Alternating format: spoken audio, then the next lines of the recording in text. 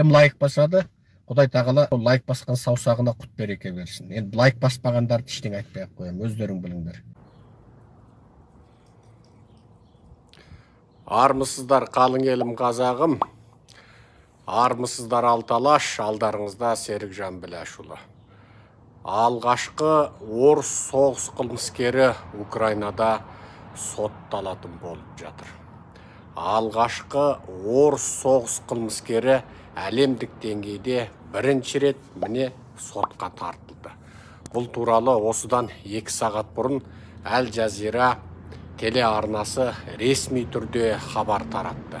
Осы хабарды сіздерге аударып қысқа нұсқа жеткізіп, өз көзқарасымызды айта кетейік.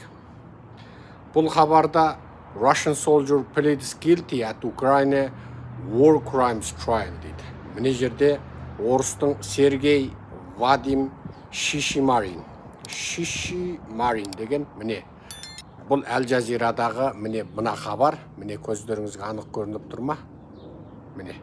Осы Әл Жазира арнасында міне тұр міне алғашқы соғыс қылмыскері. Бұл Ресей әскері Украинаның алғашқы соғыс қылмыскері сотында өзінің қылмысын мойындады деп отырды. Енді бұны айтайық. Ресейдің Украинге шабуылынан кейін ең алғашқы болып 21 жастағы ер азамат Вадим Шишимарин өзінің қылмысын мойындады. Майдың 18, осыдан 2 сағат бұрынғы Әл Жазира телеарнасы. Ал бұл жерде Вадим Шишимарин ол өмір бойына қамаққа үкім етілуі мүмкін. Себебі ол соғыс басталған алғашқы кезде Украин жерінде 62 жастағы азаматты басынан атып өлтірген. Ол қолға түскен, Шишимарин қолға түскен орыс әскерлерінің біреусі. Ол Украинның қылмыстық істер заңындағы соғыс қылмысына қатысты баптар бойынша сотталып тұр. Ал Украинның бас прокуроры Ирина Венедиктованың бұдан бұрынғы айтуынша, ол бұндай соғыс қылмыскері санатындағы 41 Ресей әскерінің соғыс қылмысы делосы бойынша іс қозғап жатыр. Бұндай дело алдыда 41-не қозғалады.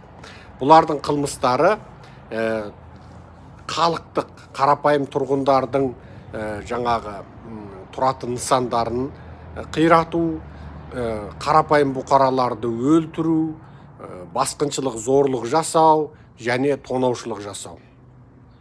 Ал қазірге дейін тағы қанша адамның үстінен мұндай қылмыс қозғалатыны белгісіз. Ал жоғарыдағы Шишимариннің ісі бойынша тағы да айтайық, бұл жерде бұндай қозғалған делоның ұзын саны 10.700-ге жетеді екен. Бұлардың барлығы әлі де қозғалу мүмкін делінетініс. Ал бұның ішінде әлі күдіктілер 600-ден асады. Ал күдіктілердің ішінде орыс әскерлері менен орыстың үкіметтік лауазымды тұлғалары бар дейді. Бұл сот аптаның жұма күні басталған дейді. Енді осыдан ары қарай біз айтайық енді. Осыдан ары қарай сөзімізді қысқартайық. Міне Әл Жазирадан сіздерге дәл аударып отырып жеткізіп қойдық.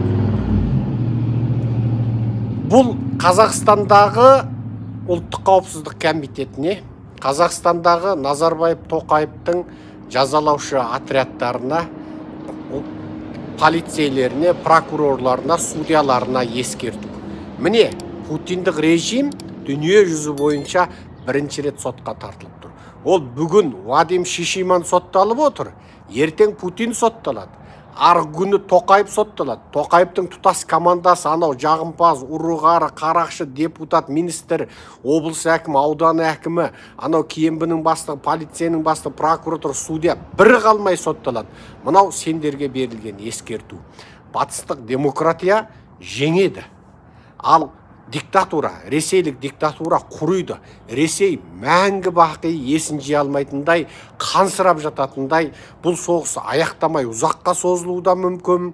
Немесе тез түрде Украин Днепрді, Луганскіні, жаңа Қырымды алып, сонымен ары қарай бұл соғыс Ресейдің ішкі жағында жалғасуы мүмкін. Енді ары қарай шешендер көтеріліп, жаңа ноғайлар, татарлар, башқұрттар көтерілуі мүмкін. Ары қарай немесе Ресейдің олигархтар көтерілуі мүмкін. Бұл соғыстың арты тіпті мына батыстағы кісілермен жүздескенде біз құлақтарына құйғандай Ресейді денуклеаризейшн, яғни атом қаруынан Ресейді айыру, Ресейді тіпті армия ұстау қабілетінен айыру, екінші дүниежүзілік соғыстағы Жапонияның армия ұстау құқынан айырған сияқты сол Ресейді армия ұстау құқынан айыру, Ресейді басы бүтін бөлшектеу бағытына қарай кету мүмкін. Екінші бір тәсіл қансырату. Ары қарай бұл соғысты 5 жыл 10 жылға жалғап, Ресейді тұралатып, тура ешқашан бір ғасыр бойына есін жия алмайтындай әбден ұзақ жыл соғыстың өртінде жатқан жаңағы әбден қансыраған халге әкелу. Бұл енді анау қиырдың түкпіріндегі Ресейдің халқында да жаңағы өкіметке, мемлекетке берейін десе қалтасында $100 қалмайтындай деңгейде қансырату барысына баруы мүмкін. Енді бұл адамды да азаптап өлтіргенде ең сұмдығы адамды мына тамырын қиып тастап, қанын біртіндеп ағызып азаптау, мынау Қытайдың ежелгі азаптау тәсілдерінде ең сұмдық қанды азаптау тәсілдерінің бірі ретінде қаралады. Бұл да енді осы Ресейге де сол тәсілді қолдану бек мүмкін. Қазақстандағы қалың қазаққа қарсы, ұлтқа қарсы, адамзатқа қарсы қылмыс жасап жатқан сұмырайларға ескерту. Бұл сөзімізді жеткізіңіздер. Сендер де сотталатын күннен алыс емессіңдер. Қашатын болсаңдар, қашып үлгіріңдер. Кешірім сұрасаңдар, кешірім сұрап үлгіріңдер. Түбі сүлмірейіп, сотта отырып, бастарың шабылады. Қарыз-құрыздарың болса, қайтарыңдар. Тыққан ақшаларың болса, туыстарыңа бөлетін болсаңдар, бөліп қаңдар.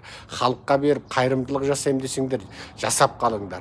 Халық жаққа, қазақ жаққа өтем десеңдер, өтіп қалыңдар. Ал ертең Путин құлаған кезде ешқайсыңа кешірім жоқ. Бүгін әлі де қолдарыңда еркіндік пен мүмкіндік бар кезде ақиқатқа қайтып, қазақ үшін бір жақсы істеп қалсаңдар, мүмкін жазаларың кешіріледі.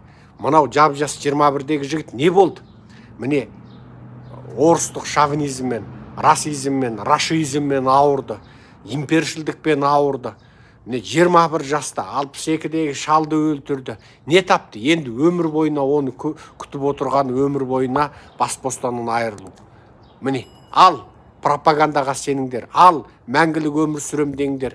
Назарбаев қой міне 80-нің сеңгіріне кеп селкілдеп отыр. Ол жасарын жасады, асарын асап қалды. Ал Назарбаевтың әулеттері әлі құтырып отыр. Сендер де ойламаңдар. Дүние бүгін бұлай, ертең алай. Бүгін Назарбаевтың басына келген сендердің де бастарыңа келеді.